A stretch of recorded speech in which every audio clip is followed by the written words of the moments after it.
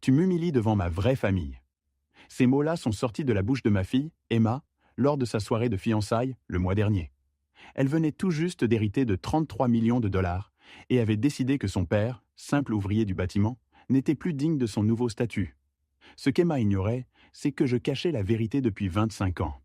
Elle ignorait aussi que son héritage venait avec des conditions précises, qu'elle venait de violer de la façon la plus publique possible. Je me suis simplement contenté de sourire, j'ai réajusté mes bottes de travail, et j'ai regardé ma fille détruire sa propre vie avec la phrase suivante. Emma croyait tout savoir sur l'argent et le pouvoir. Elle allait bientôt découvrir la différence entre fortune héritée et respect mérité. Mon nom est Jake Williams, et depuis 5 ans, ma propre fille me traite comme un citoyen de seconde zone dans ma propre famille. Ça a commencé doucement. 3 ans plus tôt, à son mariage, elle m'avait placé à la table du personnel de service au lieu de la table familiale. Quand je lui ai demandé pourquoi, elle m'a répondu « Papa, tu seras plus à l'aise avec des gens qui comprennent ta situation. » Ma situation. Je suis contremaître en construction. Je conduis un Ford F-150 de 2018 qui affiche plus de 200 000 miles. Je porte des bottes Red Wing à embout d'acier, payées 350 $. Mais Emma n'a jamais fait attention à ce genre de détails. Pour elle, je n'étais que l'homme qui arrivait aux événements de famille avec de la poussière sous les ongles. Et la situation a empiré après son mariage avec Bradley Sterling. Bradley, lui, vient d'une vieille famille richissime de Beverly Hills, propriétaire d'une chaîne d'hôtels de luxe. À Noël, Emma s'est même excusée auprès de ses beaux-parents de mes mains abîmées lorsque je leur ai servi du vin. Elle a dit, je cite, « Papa a travaillé toute sa vie avec du béton. Ça se voit. La mère d'Emma, Rebecca, était morte 6 ans plus tôt. Je croyais qu'elle n'avait laissé qu'une petite assurance vie. Mais non, Rebecca venait d'une lignée fortunée que je n'avais jamais connue. De l'argent ancien, de ceux qui circulent avec des avocats, des fiducies et surtout des règles précises. À ses 28 ans, Emma a reçu son héritage. 28 millions dans une fiducie, plus 5 millions en liquide immédiat. Du jour au lendemain, ma fille est passée de classe moyenne à multimillionnaire. C'est là qu'elle a acheté un penthouse à Beverly Hills pour 2,8 millions. C'est là qu'elle a commencé à fréquenter des boutiques où une robe coûte plus cher que la voiture d'une famille entière. Et c'est là qu'elle a décidé que son père ouvrier du bâtiment était une tâche pour son image. Mais l'héritage avait des conditions. Emma devait verser 500 000 $ par an à des œuvres caritatives. Et surtout, elle devait maintenir des relations respectueuses avec les membres survivants de la famille. Chaque année, elle devait fournir des preuves de son respect de ces 2 conditions. Emma n'a vu que l'argent. Elle a ignoré les petits caractères. Le mois dernier, elle a rejoint le Beverly Hills Country Club, frais d'adhésion, 50 000 $ par an. Elle voulait, selon ses propres mots, fréquenter son monde. C'est là qu'elle a rencontré la famille Ashworth. Richard, magnate de la finance avec 800 millions d'actifs. Caroline, présidente de plusieurs fondations. Leur fils Marcus, tout juste diplômé d'Harvard. Emma voulait absolument briller devant eux. Et son père, en bottes poussiéreuses, ne faisait pas partie du tableau. Le point de rupture est venu 2 semaines avant la fête de fiançailles. Emma m'avait invité à déjeuner au club. J'ai cru qu'elle voulait recoller les morceaux, mais elle m'a tendu la carte de visite d'une consultante en images. « Papa, tu dois comprendre quelque chose. Ma vie a changé. Les gens avec qui je m'entoure maintenant ont certaines attentes. » La carte disait « Sarah Mitchell, consultante en images pour l'élite de Beverly Hills. 500 la séance. » Qu'est-ce que tu veux que je fasse, Emma? Que tu apprennes à t'habiller correctement. Que tu prennes des cours de savoir-vivre. Et peut-être qu'au lieu de dire que tu es ouvrier, tu pourrais dire que tu es à la retraite. Je lui ai rendu la carte. Je suis fier de mon métier. Eh bien, moi je n'en suis pas fier. Les mots sont tombés comme un coup près. J'aurais dû me lever et partir. Mais j'ai tenté une dernière fois. Emma, je suis ton père depuis 29 ans. Ça ne compte pas pour toi? Elle a baissé la voix, vérifiant autour que personne n'entendait. Plus maintenant, papa. Pas dans mon monde. 2 semaines plus tard, son bal de fiançailles avait lieu. Et tout allait exploser. Le soir du 14 septembre, le Beverly Hills Country Club brillait de 1000 feux. Marbre étincelant, lustre de cristal, serveur en gants blancs. Un décor pensé pour impressionner. Emma avait réservé le grand salon de bal. 200 invités triés sur le volet. Un budget de 50 000 $. Je suis arrivé à 18 heures vêtu de mes meilleurs vêtements. Jeans sombres, chemise blanche impeccable, bottes de travail soigneusement cirées. Pas de smoking hors de prix, ni de montres en platine, mais une tenue propre, respectueuse, qui me ressemblait. Emma m'attendait à l'entrée. Elle portait une robe Oscar de la Renta à 12 000 $. Son sourire était calculé, son étreinte glaciale. « Papa, tu es venu. »« Bien sûr, c'est ta fête de fiançailles. » Son regard a glissé sur mes vêtements et sa mâchoire s'est crispée. « Il faut qu'on parle avant que tu ne rencontres certaines personnes. » Elle m'a entraîné à l'écart, près du bar, loin des invités qui arrivaient. « Papa, tu dois comprendre. Ce soir, il y a des gens importants, des partenaires potentiels. La famille Ashworth, par exemple, contrôle plus de 800 millions en capitaux. Bradley doit absolument se faire bien voir. Alors, je t'en supplie, surveille ce que tu dis. Et ta présentation. Ma présentation? Je suis contremaître de chantier. Je dirige des équipes de 50 hommes, je gère des projets de plusieurs millions. C'est un vrai métier. Elle a soupiré, exaspérée. Ce n'est pas ce qu'ils entendront. Pour eux, tu es un ouvrier. Pas notre genre de personne. Avant que je ne réponde, un couple élégant s'est approché. Richard et Caroline Ashworth. Costume taillé sur mesure, bijoux hérités, tout respirait la vieille aristocratie financière. « Emma, ma chère, ta fête est divine. » Emma a modulé sa voix, soudain plus légère, presque affectée. « Richard, Caroline, quel bonheur que vous soyez là. Permettez-moi de vous présenter mon père. » J'ai tendu la main. « Jake Williams. Enchanté. » Richard a serré ma main, poliment, mais sans chaleur. « Dans quel domaine travaillez-vous, Jake ?» Emma a marqué une pause d'une fraction de seconde.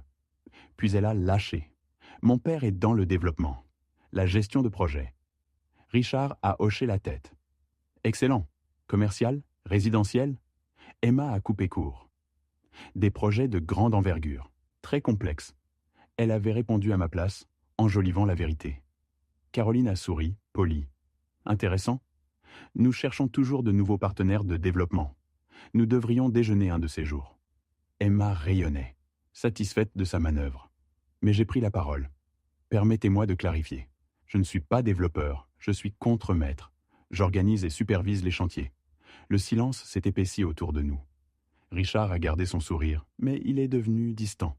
« C'est un travail honnête. » Caroline a opiné avec une expression figée. « Oh, oui, le travail manuel est tellement important. Ils se sont éclipsés rapidement. » Emma s'est penchée vers moi, furieuse. « Qu'est-ce que c'était que ça? De l'honnêteté? Non, c'était du sabotage.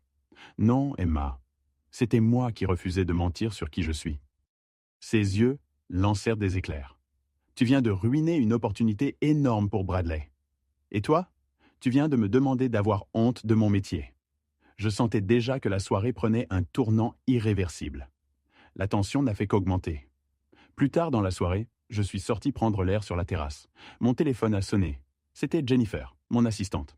« Monsieur Williams, excusez-moi de vous déranger un samedi soir. Le projet de Denver a besoin d'approbation pour les heures supplémentaires et la réunion du conseil a été avancée à jeudi matin.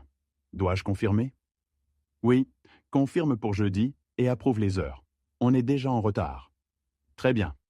Et Forbes a rappelé pour l'interview du mois prochain. Dois-je la programmer? » J'ai jeté un coup d'œil à travers les vitres. Emma riait avec ses invités comme si rien ne s'était passé. « Planifie ça pour la semaine suivante et assure-toi qu'ils orthographient bien le nom. Wilson Construction Group, pas Williams. »« Bien entendu, monsieur. Bonne soirée. » J'ai raccroché. Emma était derrière moi. « C'était qui? Le travail. »« Le travail t'appelle la nuit, les week-ends? Quel genre de contremaître reçoit des appels de Forbes? Du genre qui a des responsabilités que tu ne comprends pas. » Elle m'a fixé, soupçonneuse. Mais avant qu'elle n'insiste, Bradley est arrivé avec un couple, Harrison et Melissa Parker. Harrison, cheveux argentés et mains calleuses, respirait l'expérience des vrais bâtisseurs. « Jake, voilà Harrison Parker, de Parker Development. Nous avons échangé une poignée de main solide. Bradley m'a dit que vous êtes dans la construction. Quel genre de projet? Principalement des infrastructures. Ponts, autoroutes, grands immeubles. Quelle entreprise? Wilson Construction Group. Harrison a écarquillé les yeux. Wilson Construction. Vous travaillez pour Jake Wilson. Cet homme est une légende. J'essaie d'obtenir un rendez-vous avec lui depuis 2 ans. Emma m'a regardé avec une expression étrange. Depuis combien de temps travailles-tu pour Wilson Construction, papa? Avant que je réponde, une voix familière a interrompu Margaret Davis, l'avocate de la famille de Rebecca. Jake, excuse-moi de te déranger, mais il faut parler. Emma s'est raidie. Pourquoi l'avocate de maman est ici? Margaret a ouvert sa mallette avec calme. Parce qu'il y a des préoccupations concernant ta conformité aux conditions de ton héritage? Emma a pâli. Et ce qui suivit allait faire voler son monde en éclats. Margaret sortit des documents de sa mallette. Sa voix était calme, posée, mais chaque mot frappait comme un coup de marteau. Emma, les inquiétudes portent sur les clauses de respect familial. Section 7, alinéa 2, et section 12, alinéa 4. Emma fronça les sourcils. Je ne comprends pas. Ces clauses exigent que tu maintiennes des relations respectueuses et solidaires avec les membres survivants de la famille. Emma ricana nerveusement. Mais je le fais. Margaret leva les yeux vers moi, puis revint à Emma. Malheureusement, les preuves suggèrent le contraire. Quelles preuves? Des messages sur 5 ans, où tu traites ton père de simple ouvrier devant tes amis. Des photos, où tu le présentes comme du personnel. Des enregistrements de conversations au club, où tu dis ne pas être fier de lui. Emma blêmit. Qui vous a donné ça? C'est confidentiel. Ce qui importe, c'est que le comité d'héritage a de sérieux doutes quant à ta conformité. Le comité? Quel comité? Celui établi par le testament de ta grand-mère, Elizabeth Morrison. 3 avocats, 2 conseillers familiaux et un médiateur indépendant. Tu as signé les documents qui l'expliquent? Emma écarquilla les yeux, sidérée. Et que peut faire ce comité? Révoquer ton héritage, si nécessaire. Emma semblait assommée. Révoquer? Comme tout perdre? Exactement. Un silence pesant s'installa sur la terrasse. Quelques invités s'étaient rapprochés, attirés par la tension palpable. Alors, au lieu d'écouter, de chercher une solution privée, Emma commit sa plus grande erreur. Elle redressa les épaules et se tourna vers la foule qui s'était formée. Vous savez quoi? Très bien. Parlons-en ici et maintenant. Margaret tenta de l'arrêter. Emma, je vous conseille fortement. Non, j'en ai assez qu'on me dise comment vivre. Sa voix monta d'un ton, couvrant même la musique du bal. Mon père pense que je devrais lui être reconnaissante. L'avocate de ma mère croit que je dois suivre des règles écrites par des morts. Mais personne ici ne comprend ce que j'ai accompli. Moi, j'ai construit une vie. J'ai créé un cercle de gens qui savent ce que signifie réussir, qui savent distinguer les vrais accomplissements du simple travail manuel. Un frisson parcourut l'assistance. Les regards s'échangeaient, gênés. Emma me pointa du doigt. Mon père veut du respect? Très bien, je vais lui en donner. Papa, tu es ouvrier. Tu l'as toujours été. Tu conduis un vieux camion, tu portes tes bottes à des réceptions et tu ne sais pas te tenir parmi des gens raffinés. Le silence devint insoutenable. Merci de m'avoir élevé après la mort de maman, mais ça ne veut pas dire que je dois traîner ton image toute ma vie.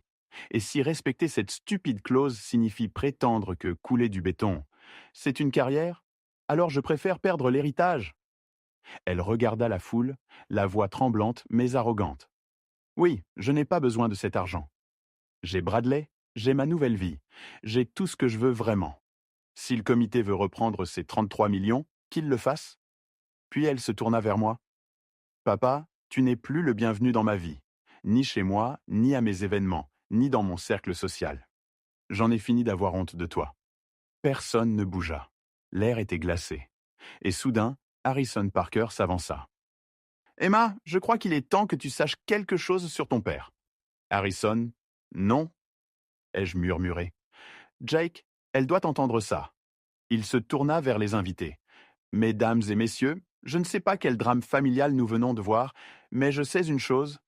Jake Williams n'est pas qu'un ouvrier. Jake Williams est Jake Wilson, fondateur et PDG de Wilson Construction Group. Un silence absolu tomba.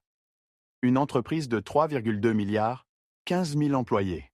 C'est son entreprise qui a construit la moitié des infrastructures de Los Angeles, y compris le bâtiment où nous nous tenons. Emma pâlit, grise de stupeur. Jake Wilson est classé au 190e rang des milliardaires américains par Forbes, avec une fortune estimée à 2,1 milliards. Un murmure parcourut la foule. Harrison ajouta: Et Emma, les 33 millions que tu viens de rejeter, ton père pourrait les acheter et les revendre 30 fois avant demain midi. Emma me fixait comme si elle voyait un inconnu. Papa, est-ce vrai? J'ai hoché la tête. Chaque mot. Mais pourquoi ne pas me l'avoir dit? Parce que je voulais que tu m'aimes pour qui je suis, pas pour ce que j'ai. Margaret prit la parole, implacable.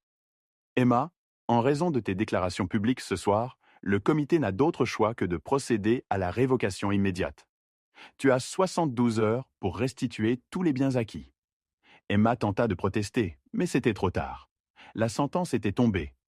Elle resta figée, seule, pendant que les invités retournaient à l'intérieur, murmurant déjà ce scandale qui ferait les gros titres. Je me suis dirigé vers le parking. Emma m'a rattrapé, en pleurs. « Papa, attends. S'il te plaît, explique-moi. Tu es vraiment ce Jake Wilson? Et cette maison, ce camion, ces bottes ?» Je me suis arrêté, la regardant avec douceur mais fermeté. J'ai toujours été Jake Williams. Le reste n'est qu'une question de nom. Le camion, la maison, les bottes, c'est ma vie. Le reste, ce sont des zéros sur un compte. Emma a glissé contre un pilier, bouleversée. Je ne comprends pas. Si tu es milliardaire, pourquoi vivre comme quelqu'un de normal? Parce que la normalité, c'est qui je suis. L'argent ne change rien. C'est toi qui as changé, Emma. Ses larmes coulèrent librement. Oh mon Dieu, les choses que je t'ai dites. Oui, tu les as dites. Le parking était silencieux. Seules résonnaient mes bottes contre le béton. J'avais presque atteint mon camion lorsque j'entendis les talons d'Emma claquer derrière moi. « Papa, attends !» Je m'arrêtais sans me retourner. « Papa, j'ai besoin de comprendre ce qui vient de se passer là-haut. » Je me retournai enfin. Elle paraissait plus petite, comme si le poids de sa robe luxueuse et de ses bijoux ne pouvait plus cacher sa fragilité. Sa voix tremblait. « Tu es vraiment Jake Wilson, le milliardaire? » « Je suis Jake Williams, Emma. Je l'ai toujours été. Wilson n'est qu'un nom d'affaires. Mais tu conduis un vieux camion. Tu vis dans une petite maison à Pasadena. Tu portes des bottes de chantier à des réceptions. Parce que c'est moi. Le camion, c'est pratique. La maison, c'est là où je t'ai élevé, où ta mère et moi avons été heureux. Les bottes, ce sont mes bottes. L'argent ne change rien à ça. » Elle secoua la tête, incrédule. « Je ne comprends pas. Si tu as autant d'argent, pourquoi vivre comme quelqu'un qui n'en a pas ?» Je m'approchai doucement, ma voix ferme mais douce. « Emma, j'ai de l'argent depuis 20 ans. Je n'ai jamais changé. Ce qui a changé, c'est ton regard sur moi. » Elle resta silencieuse, les yeux écarquillés. « Quand ai-je dit que j'étais pauvre ?» lui demandai-je. « Ai-je jamais demandé un centime? Me suis-je jamais plaint d'argent ?» Elle balbutia. « Non, mais ta maison, tes habits?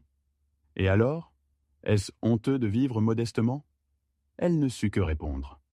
Je continuai. « Si tu avais su pour ma fortune il y a 5 ans, m'aurais-tu traité différemment? Aurais-tu été fier de ton père pour son travail acharné? Ou seulement pour les chèques qu'il pouvait signer pour Bradley ?» Ses yeux se remplirent de larmes. Elle n'arrivait pas à parler. « Voilà, tu n'aurais vu en moi qu'une source de prestige, comme cet héritage. » Elle sanglotait doucement. « Mais papa, je peux changer. » Changer? Ou simplement prétendre jusqu'à obtenir ce que tu veux? Non, vraiment changer. Donne-moi une chance, demande-moi encore. Je soupirai. Emma, ce n'est pas ce que tu dis maintenant qui compte. C'est ce que tu as montré pendant 5 ans. Elle s'effondra presque contre le pilier, ses mains tremblantes. Que vais-je faire? Ce que tu aurais dû faire depuis toujours, apprendre à vivre sans que l'argent définisse qui tu es. Elle murmura. Bradley, notre engagement. Peut-être que ça survivra. Je la regardai longtemps. S'il est avec toi pour l'amour et non pour l'argent, alors oui. Sinon, tu connaîtras la vérité bientôt. Ses larmes redoublèrent. Papa, je t'en supplie, ne me laisse pas comme ça. Je m'arrêtai une dernière fois, la main sur la portière du camion. Emma, je t'aimerai toujours. Mais l'amour n'est pas la même chose que l'acceptation. Et je ne peux pas accepter d'être traité comme un moins que rien parce que je travaille avec mes mains. Elle secoua la tête. Ce n'était pas ton travail, C'était entièrement ça. Ton obsession pour les apparences. Je grimpais dans mon camion. Quand tu apprendras à aimer les gens pour ce qu'ils sont, et non pour ce qu'ils possèdent, appelle-moi. En attendant, nous n'avons plus rien à nous dire.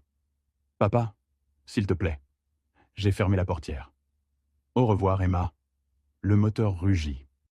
Je la vis dans mon rétroviseur, seule, effondrée contre ce pilier glacé du parking, sa robe de 12 000 $ froissée, son maquillage coulant, et son héritage de 33 millions envolé parce qu'elle avait été trop fière pour respecter son propre père. Les actes ont des conséquences, toujours, même pour l'argent d'un héritage. Je partis en laissant ma fille seule dans le parking souterrain, enfin confrontée à la différence entre la richesse et la valeur. Au-dessus, la fête de fiançailles continuait, mais pour Emma, tout était terminé. La décision du comité. Le lundi matin, gris et froid, je me trouvais dans la salle de conférence de Margaret Davis. À travers les baies vitrées, je voyais Los Angeles, la ville que j'avais contribué à bâtir. Autoroutes, ponts, gratte-ciel. Wilson Construction Group était présent partout, même si la plupart des gens l'ignoraient. Margaret entra, un dossier sous le bras. Elle avait l'air fatiguée, comme quelqu'un qui avait passé tout un week-end à répondre à des appels désespérés. « Jake », dit-elle en s'asseyant.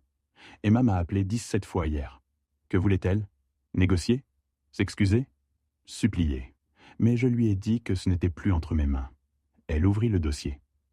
Le comité s'est réuni à 9 heures. 3 avocats, 2 conseillers familiaux, 1 médiateur indépendant. Ils ont examiné les preuves. Message où elle t'appelle simple ouvrier.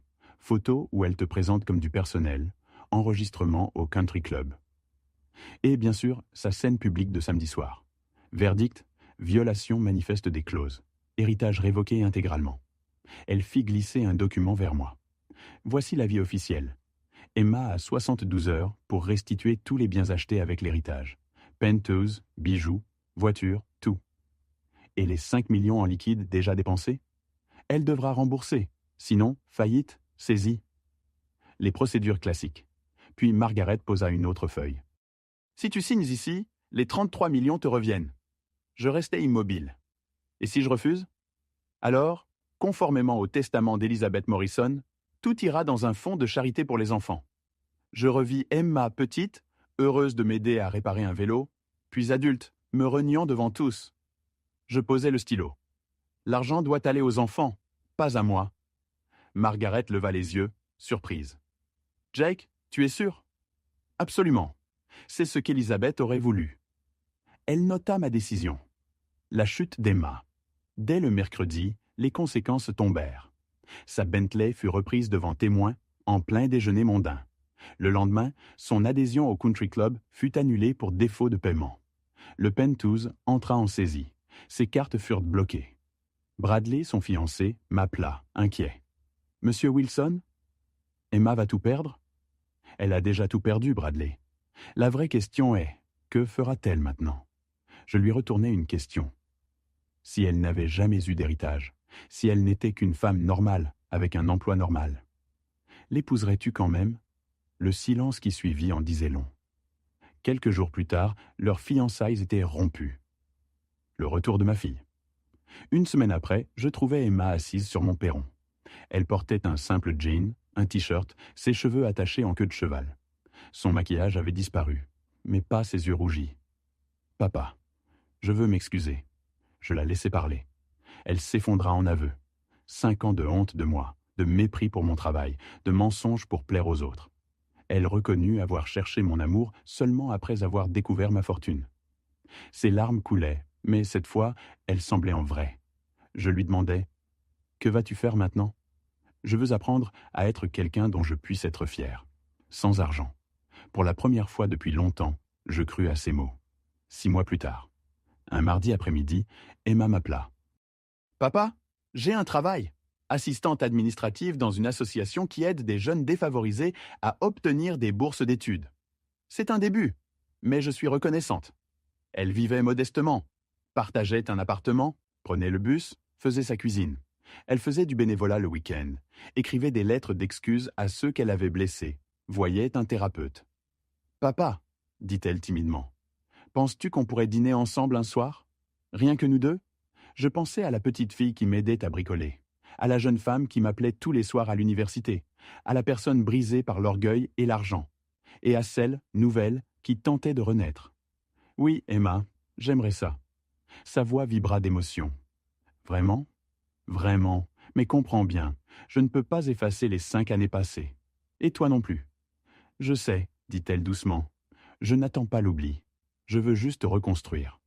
Nous avons fixé un dîner simple, rien de luxueux. Juste une chance de recommencer autrement. En raccrochant, je réalisais quelque chose. Pour la première fois depuis des années, j'étais fier de ma fille. Non pas pour ce qu'elle possédait, mais pour ce qu'elle devenait. Et si vous lisez ceci, souvenez-vous, le respect n'est pas hérité. Il se mérite, un choix après l'autre.